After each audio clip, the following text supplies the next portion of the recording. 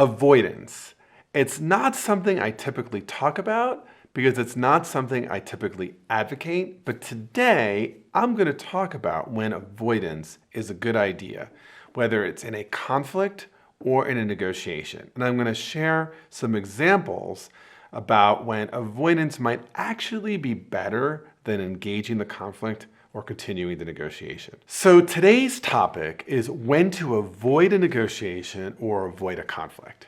Now, if you watch this station, you know that I am not about avoidance. I am all about engaging constructively conflicts and negotiations and difficult conversations. So today, I'm going to give you 4 reasons why avoiding would be the better way to go. And the last one is especially important. So first, when you haven't had a chance to prepare. So whether this is a negotiation or a difficult conversation, if you are suddenly taken off guard and asked to agree to a term or asked to talk about a hard topic, and you have not had a chance to consider and prepare reflectively, it's always good to avoid. Now, what will this look like? It might just say something like, wow, you've raised a lot. Let me take this under advisement. Or, I really appreciate this offer, but I wouldn't be doing justice to you or to me if I didn't have some time to talk it over and think about it. I have a colleague, and he has a standing policy that I think in general is very good for him, knowing him, and frankly, it would be very good for me too, because anyone who tends to be prone to say yes in a negotiation or to say yes to a request can really benefit from this. And it's simply to say, I commit to not commit, or I commit to not agree or to comment. And that's just really nice, right? I've done this many, many times. Just said, I really appreciate this. I have a personal policy of not engaging or not agreeing until I've had at least 24 hours to take this under counsel. So, if you're not prepared, a good time to avoid.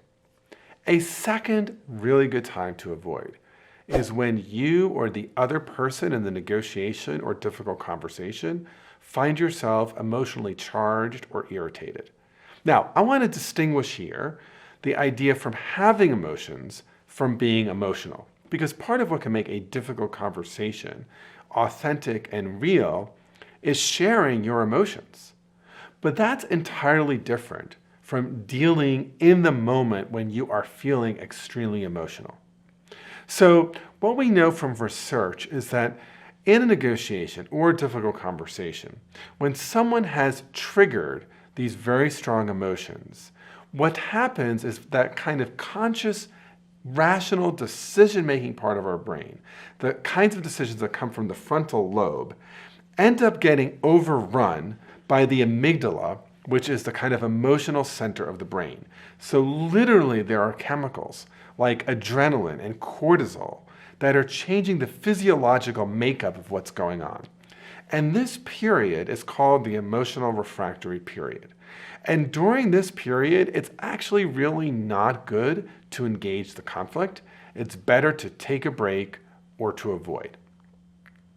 Okay, third time when actually avoiding might be the right answer is when you find yourself in a situation where the relationship is actually going to be pretty short-lived, where you don't care about the relationship, and where you've assessed that the cost of avoidance is actually lower than the cost of engaging. Now, I want to be really careful here, because in my experience as a mediator, I have often found that people are quick to say, I don't really care about this relationship, when they really do. So there are lots of times when someone's ready to throw the relationship overboard, but in their heart of hearts, they feel really sad about that. And that's not what I'm talking about here. But there are situations where you're like, I'm done with this person, or I'm done with this context, and I just have to get through this period, and it's really not worth all the work it would take to engage the issues. So let me share with you a story when I decided avoidance was the right way to go because the relationship was over. This is some years ago when I was on a project with a number of colleagues, and we had all tragically decided that after our gig was over, we were going to travel through Europe together.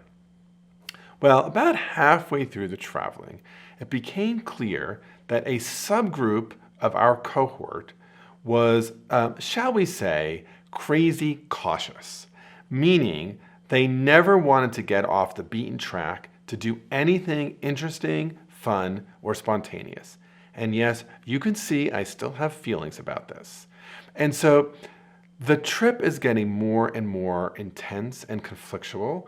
Like almost every decision is turning into a big fight. And I'm suddenly realizing I'm not going to be working with these people again.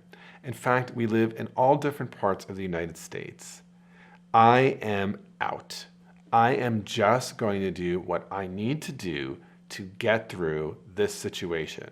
No mediating, no trying to talk about the issues, no trying to create value. It was a decision that it just wasn't worth it. Okay, the fourth and arguably most important time when avoidance is the right thing, and that's when you need to protect your own physical or emotional or psychological well-being. Unfortunately, sometimes we find ourselves in negotiations or relationships or difficult conversations where the other side isn't just mean-spirited or using hard bargaining, but in fact, they're abusive. Now, sometimes there's physical abuse, and that raises a whole set of other questions, including possibly bringing in the authorities.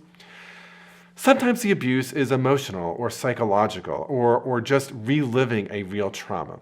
And in situations like this, right, as much as I talk on this channel about the importance of engaging conflict and being brave, sometimes the brave thing to do is to avoid. And let me be clear here. I want to distinguish being uncomfortable in conflict, which I invite and think is important and want to encourage, from putting yourself in a situation that is abusive, that is unsafe, and that is traumatic.